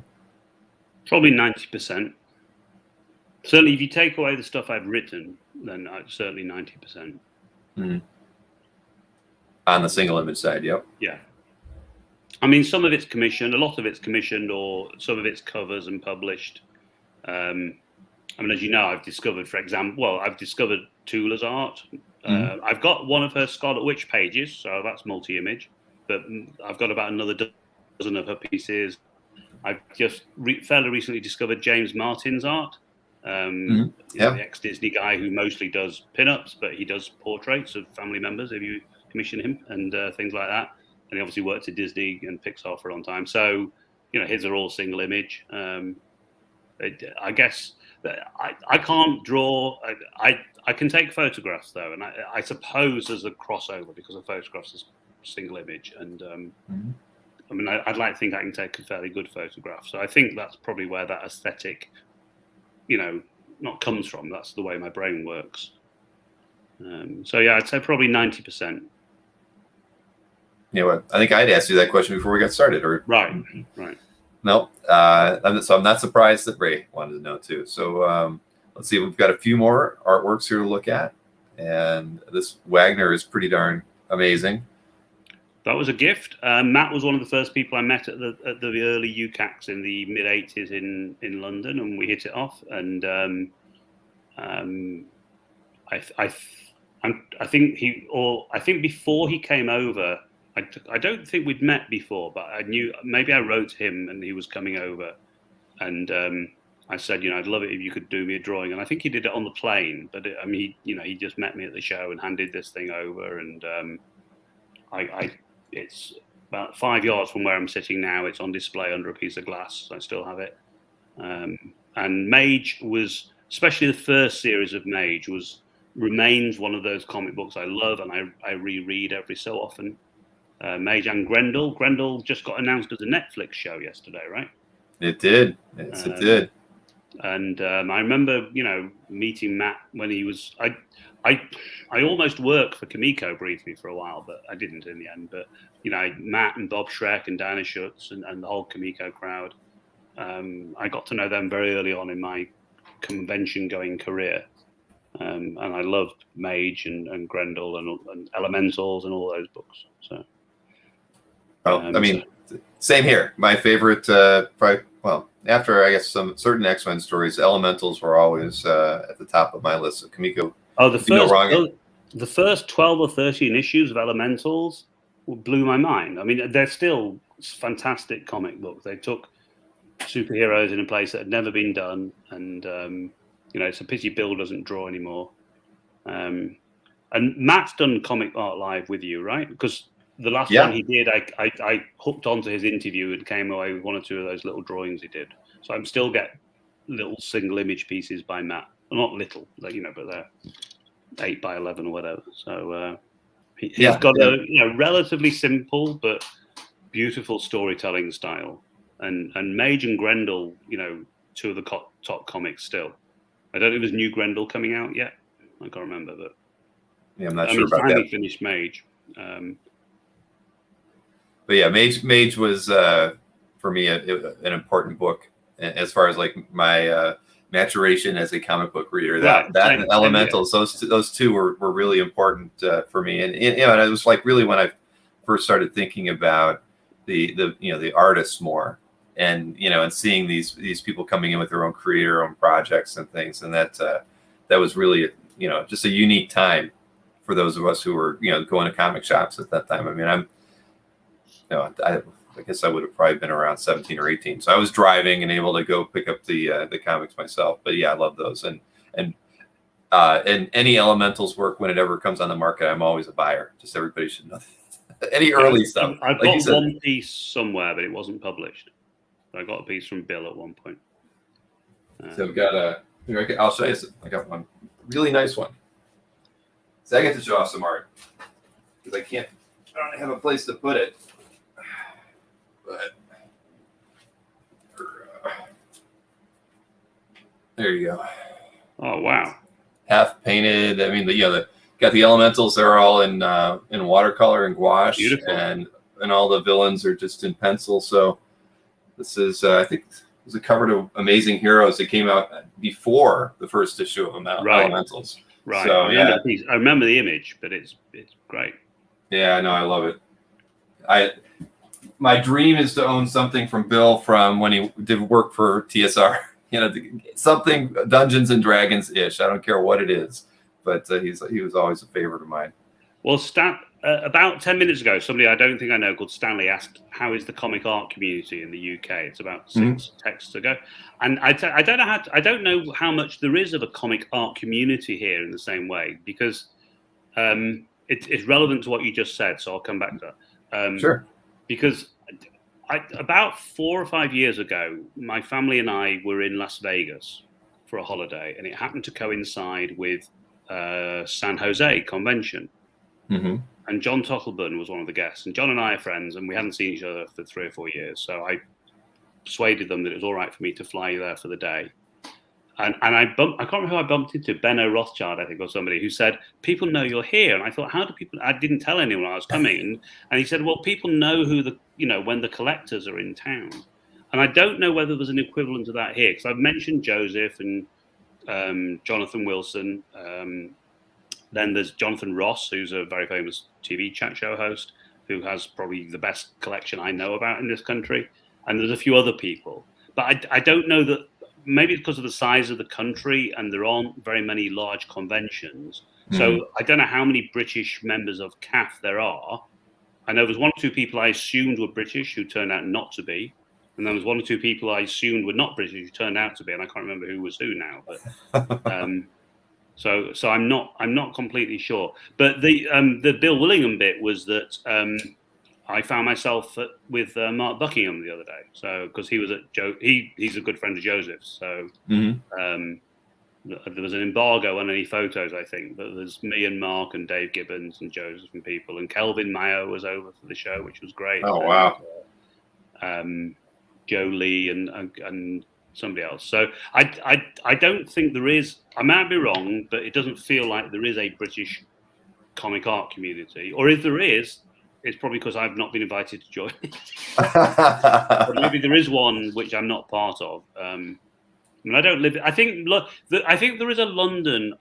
There used to be, certainly pre-pandemic, a group of people getting together in London on a more regular basis, and I've joined that once or twice. And it's what I miss about living in London is, seeing all the comics people there. But I live 250 miles from there, which in Britain is a long way. Yeah, Jonathan Ross has a. He's got a big, yeah. Yeah, he's a big Kirby fan. Yeah, he has I mean, I don't know all of what Jonathan has. But I don't either. He is a very large collector. So and been that way for a while. I've seen him at San Diego before buying and stuff. So yep, very, very true. And let's see, Robert Bone says he is British and a CAF member. Thank you for being a CAF member. You see, I don't know who's in England, but.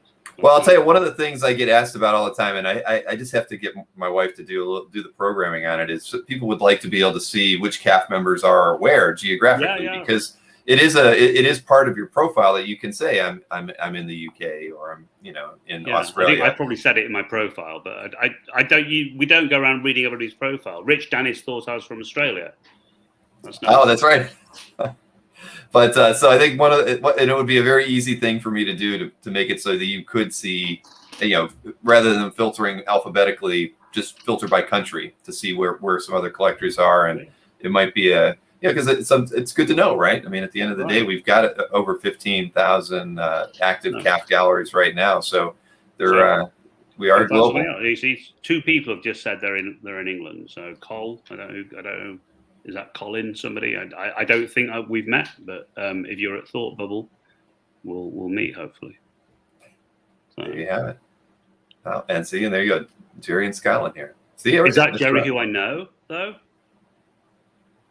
I think that's Jerry who I know. So okay. Oh, great! You see, we're coming out of the woodwork. There is. There's something to do with these. I'm guessing a lot of us don't know each other personally. Well, and that may be. You're absolutely right. That's why I don't think there's the same sort of community. But maybe there is. As I said, I'm just ignorant. So. And Mr. Underhill is saying it is the Jerry and Call is Colin L on CAF. So yeah. And Jerry's also in health. Jerry's a nurse, so he's a great guy. Well, I'm going to work out this. At least a country filter so that people can at least see where other collectors are. I think that would be helpful. So, all right. There's certainly a lot more European and Singaporean and people like that I've noticed on CAF. It's one of the great things. I mean, not to butt you up too much, but the website I definitely spend more time on than any other is CAF. And I do like to hear that. If I get on it at different times of day, like first thing in the morning, there's always a load of stuff being posted, mostly in Italy, and a bit in France, and then you can always tell based on the time of the post when Italy always starts the day off. Then you're right.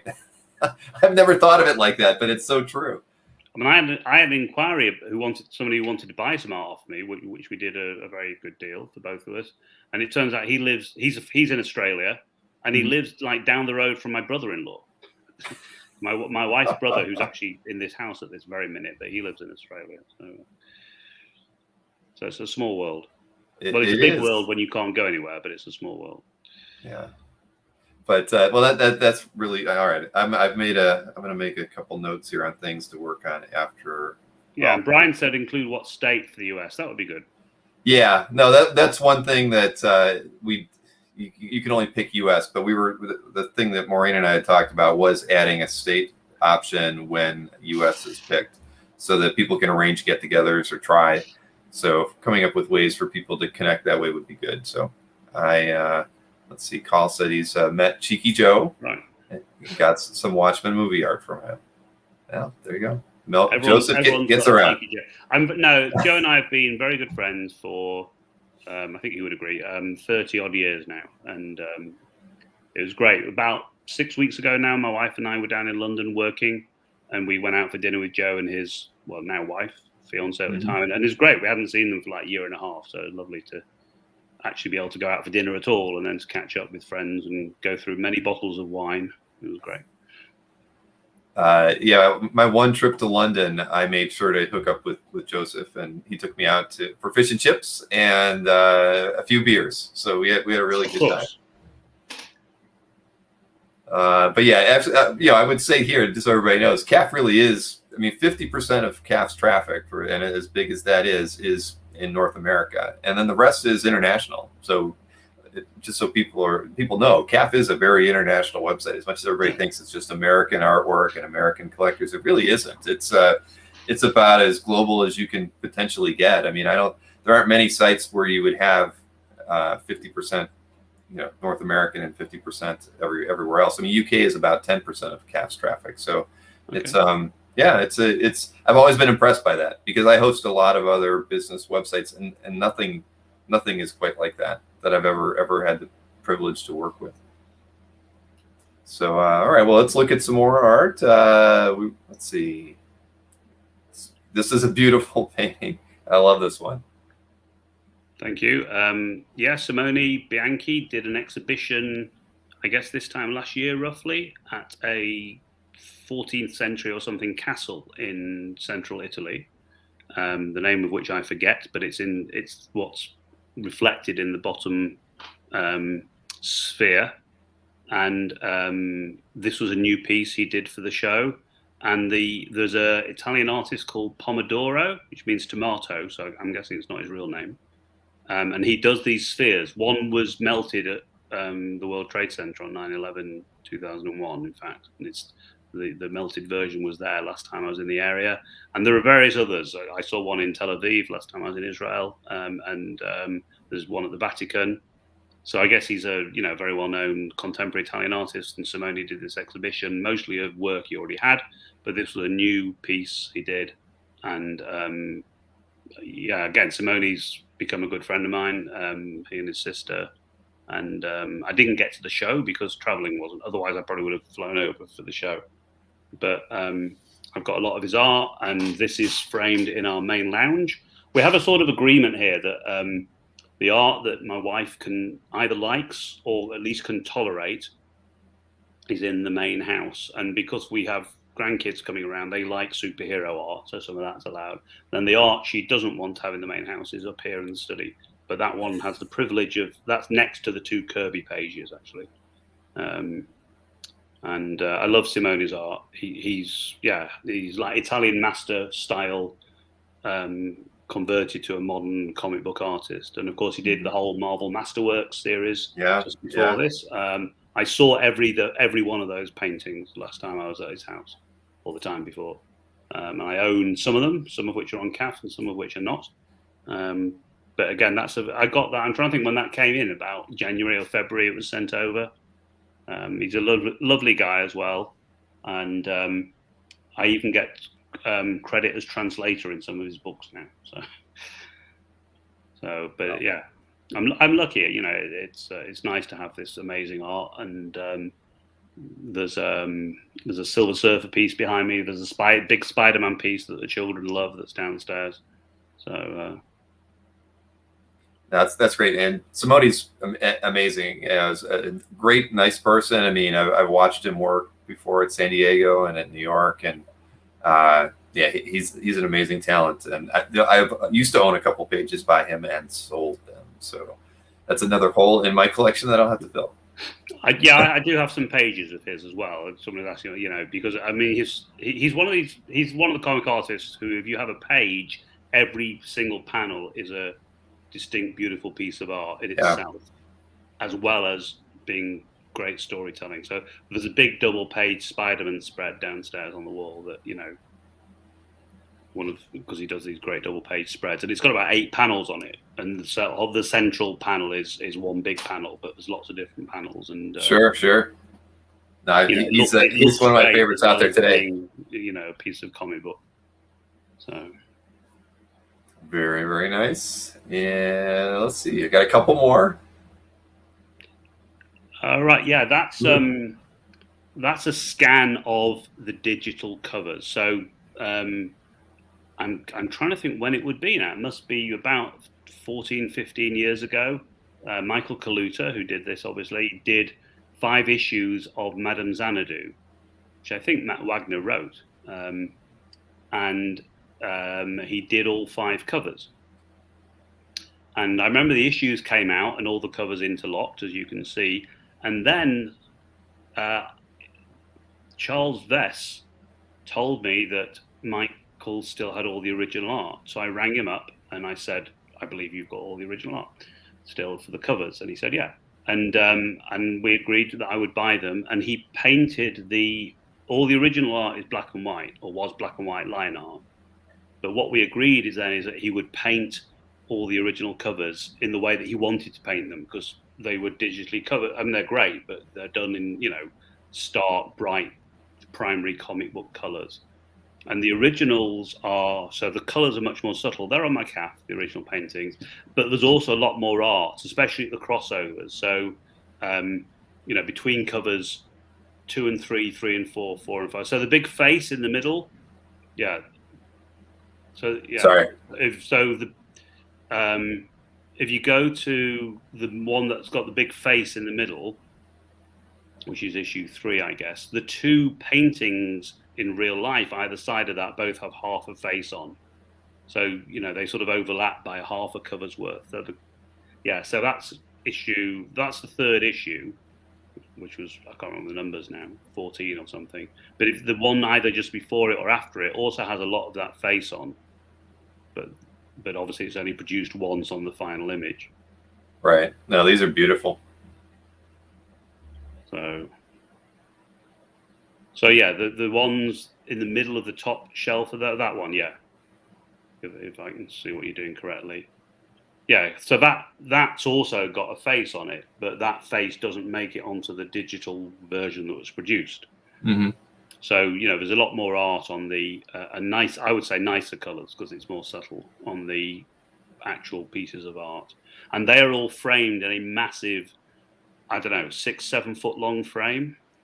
And they hang in our stairwell in the main house. And it was great. I got it done. I'm very lucky that a friend of mine is a professional comic book art framer. He owns a framing shop. So he managed to get them all into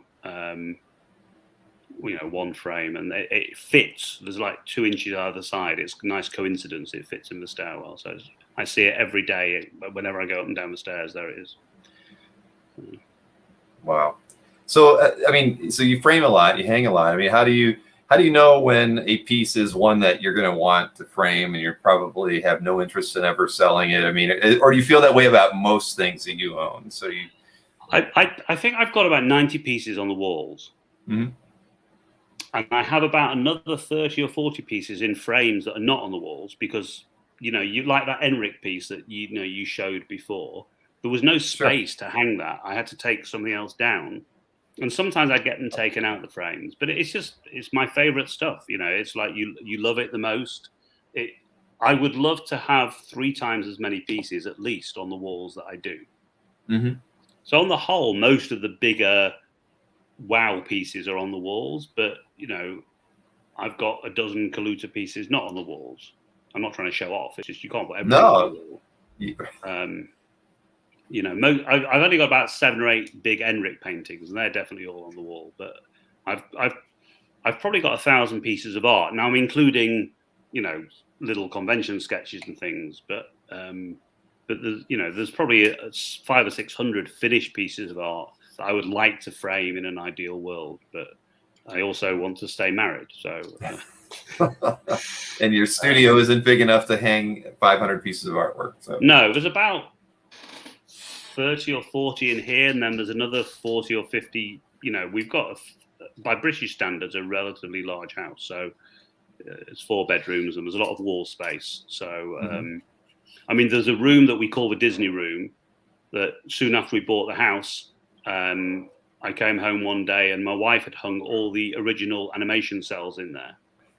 And when the kids come and stay, they sleep in there. Sure. It's perfect. And there's not loads, but there's about 10 animation. I've got a Fantasia cell and a Jungle Book cell and a few others. So, they're all on that wall. So, well, you've just got to find out how to hang the artwork on that angled wall behind you. I thought about that, but I think it would just look too much.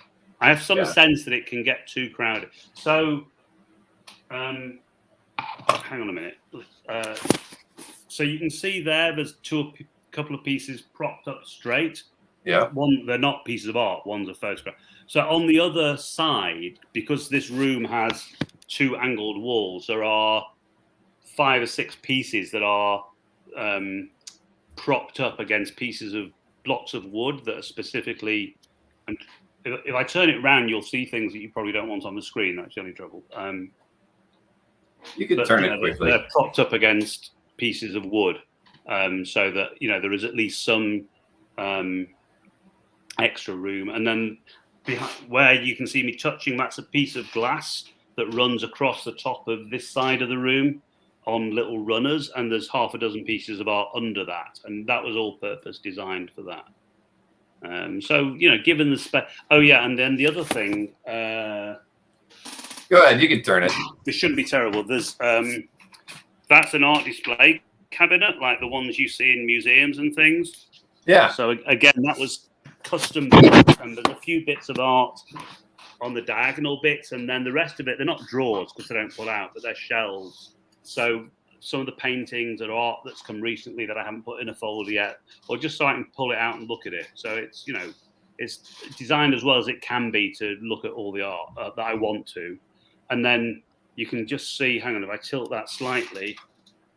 So over here and moving backwards from there, those are all the Itoyas that, have stuff that isn't worthy of being framed, So and again, it's nice because I can just sit here and pull folders off and look at the art, which is, if I'm in the house on my own in particular, it's really nice to come up here for an hour and just look at art. So that's what we all do.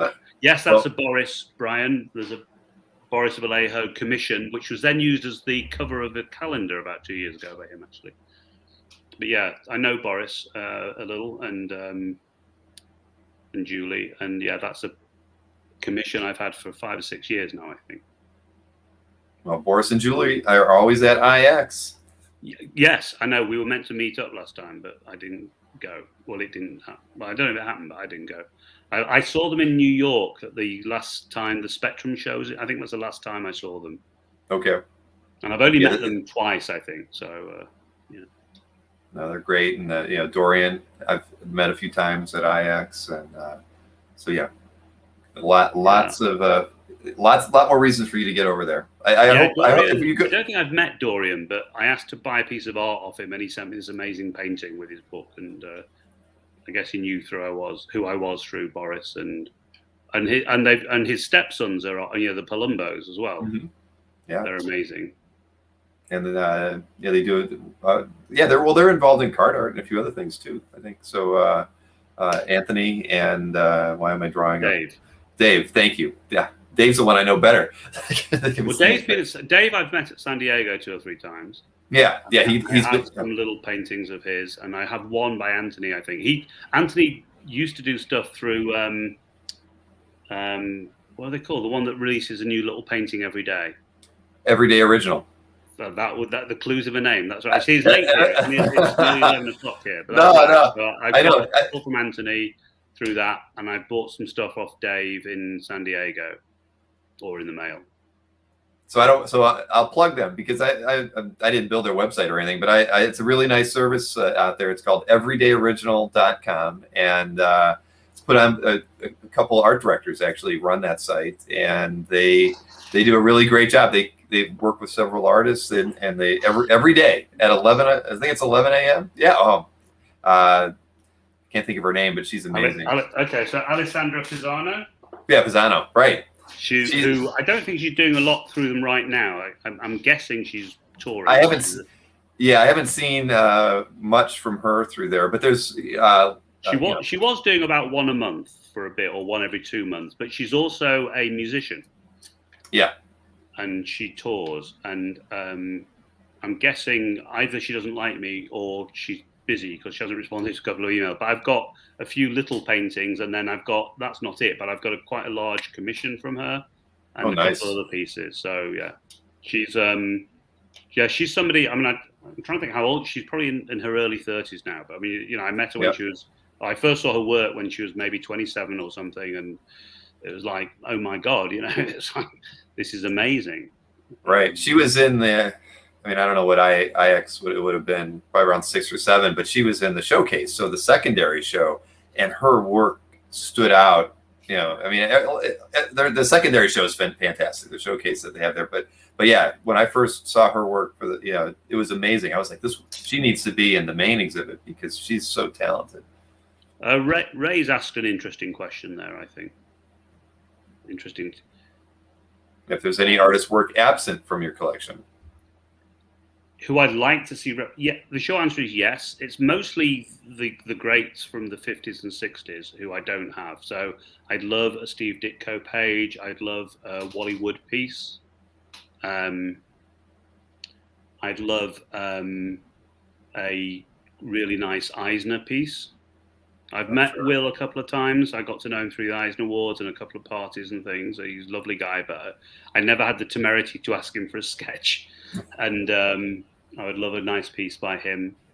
I'm tired, so there are probably some modern artists whose work I would like to get as well, who I don't have yet because I just haven't been to shows over the last 2 or 3 years. Gil, I would love to have a Gil Elvgren piece. I would love a Rockwell, but I'll never afford one of those. And until very recently, my answer would have been Vargas. For a long time, my ambition was to own a really nice Vargas, and I now have a really nice Vargas, which is not on CAF. Congratulations, that's great. Which I got through Heritage. It's the only thing I bought, almost the only thing I bought through Heritage, but it came at the right time, at the right price. I was on holiday abroad. It was weird, and I was like following this auction off a tiny screen in a hotel room in the Mediterranean. I managed to get this piece. I don't know. There's probably other answers to that. We're talking right at the beginning. I'm very, very lucky that the other thing is, I would say 80 to 90% of the art I own, I have bought directly from the artist or their rep. And certainly unless the artist is no longer with us anymore, and obviously some of, like all of us, some of people I was friends with or whose work I like have passed away since we started this. So I'm my favorite artists, most of them are also my friends of the modern artists, or my age group of artists, I should say. Mm-hmm. I think there are probably some people who are relatively new in comics whose work I've only just noticed or begun to see, whose work is not represented. I don't have anything from Invincible. I've got a little sketch, but I would like to have a finished piece from that, I guess. They're out there. They're a little more pricey now than they were last year, but everything's pricier than it was last year. Brian wanted to know if you had any particular Ditko character. If I could choose something, I'd love to have a Spider-Man page. Yeah. They come up for sale. I think one just went for over 100,000 on Heritage the other day. 135, I think. Yeah. Right. I'd love with Ditko. I would love a Doctor Strange page. I mean, that to me would too. But if I could pick one, I would pick a Spider-Man, I think. Yeah. But I think the people who are still working now, I think probably all the people whose art I want, I know, or I've been able to get hold of their art one way or another. I'd love a really nice Menara painting. I've got some drawings, but I haven't got a big painted piece. So he is represented, and I've got a couple of things again that aren't on CAF, but that would be rather cool. And again, I would love. I got to know Mobius a bit when he was working with Caliber, so I've got a couple of drawings he's done for me, but I haven't got a big, beautiful finished piece of his. That would be pretty amazing. Those are hard to come by. Right. There are some in. Is it Heritage? Right, they're about to come up somewhere, or maybe some. Right, Heritage just started a new international, what they consider their international auction, and I believe there are a few Mobius pieces. Yeah, I think there are, but I mean, I'm nothing against Heritage. I think they're great, but they're there to make, and the prices go up because it's an auction. So sometimes you're lucky and a piece stays at a low price, but more often than not, there's a lot of people wanting the good stuff, which is fair enough. Very true. Yeah, Rich. Yeah, that's right. If whoever asked that, Ray, wants to donate any of these pieces to me to a good cause, that would be great. I'm looking around. Yeah. I mean, I've got a lot of graphic novels and collections in here. I'm looking around to see if there's stuff in there that I'm thinking, I haven't got any work by them, but I don't think there is. I mean, there is a lot of books, but I don't think there's books by people whose work I don't have that I would really like to have. So. All right. Well, let's see. I think we have one. Let's see. I have to go back to a different tab here. One other artwork that you had sent me that I can show. Michael Zully. Okay. Yep. Yeah, this is a commission. Michael's an interesting guy. I haven't seen him for 5 or 6 years now. We got to know each other when Puma Blues was coming out. I reread that recently because Dover Graphic Novels did a collection of the whole thing, and I took it on holiday with me. Reread it, and he's an unusual guy by comic standards. And then about 7 or 8 years ago, he came to San Diego again for a couple of years, and I hadn't seen him for a long time. And we went out for dinner, and he agreed to do a commission. And he sort of said, I don't like doing Sandman commissions. But he made an exception, and I'm guessing he's done very few pieces of all of the Endless. But this arrived, and it's massive. It's I don't know, 25 inches square or something, and it's not framed actually, just because of space. It's sitting on. I showed you that table. It's flat on. I mean, I could pull it out. It's flat on one of those shelves on the art display table because it was just too big to do anything else with. So he's an exquisite draftsman, isn't he? And he's also one of these people who can draw a page where every single panel is a piece of art on its own. And he does these esoteric projects. He did that thing called the something like the Universal Arc of the Fractal Boy, and it was I didn't understand the story remotely, but it looks amazing. And I've got a copy of. He did a 4-copy version where it was like beautifully bound, and it was leather or not leather, suede bound, and my copy's got an original painting in it, which is pretty cool. So, but this is what else can you want from Michael? Well, I would love to have an original Sandman page by him, but I haven't. But I do have the next best thing, which is this beautiful color piece of all of the Endless, which I think is great. And thank you for the nice comments people are throwing in. Well, I knew I deliberately sent you a couple of small, tiny little pencil pieces because every piece of art has come because I've asked somebody to draw it or I've bought it or whatever it is, and they're personal. And I've sold, I've probably sold 200 or 300 pieces of art or whatever over the years because we don't like everything in the same way 10 years later. Some things I do. Sure. But that first little John Bolton Marauder sketch, I mean, it started me off with this terrible addiction that I have, but it's also it's how I met somebody, and it's and the piece that I may or may not put on CAF is a new John Bolton Marauder nude piece, and there probably aren't many of those around. So no, there aren't. no. But I know what you mean. It's like there's some pieces that that just have a lot of sentimental attachment, whether it's you bought it direct from the artist or it's one of the first pieces you picked up. I mean, you've been in a really great position to have been able to pick up, by and large, much of your collection direct from the artist, which is a great experience, right? I love being a patron of the arts, and being able to pick something up directly from a creator is, to me, one of the best experiences you can have in the hobby, and it really feels like you're giving back to directly to the person who created it, which is always it seems sometimes, unless you're going out to a show, it's a very rare experience. Again, another reason why I love IX, just because you get to interact directly with the artists and see that they know they're appreciated by just the interaction and being able to buy directly from them. So me in San Diego, I'd spend 90% of my time hanging around the artist's area and sitting behind the booths as much as in front of them for the people I know well enough. And we chat, I gaze at art and wish I could buy it.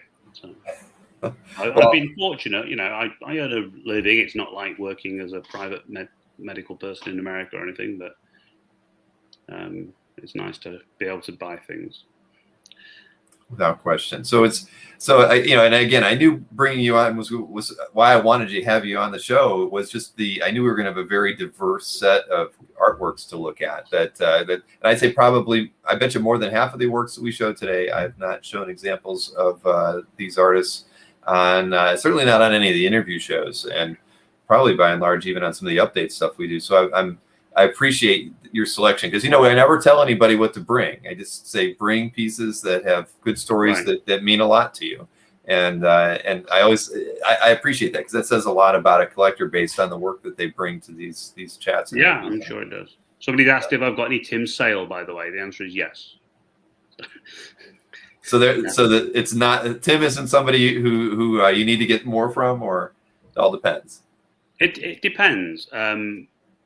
His storytelling pages, some of them are amazing, but they've also massively gone up in value, and I didn't buy them back. I used to have a great Catwoman page, and I sold it, but I have a lovely I think it's on CAF, I can't remember. I have a lovely Mary Jane Gwen Stacy piece that Tim did for me for a show he came to in England, Thought Bubble, actually, about 5 or 6 years ago. I remember we had breakfast and Dave Gibbons gate crashed it, and we all sat there eating scrambled eggs and talking about art. That's a really nice piece. Yep, beautiful. Thank you. 2011. Oh, there you go. Oh, so 10 years ago. Wow. Yeah, time flies.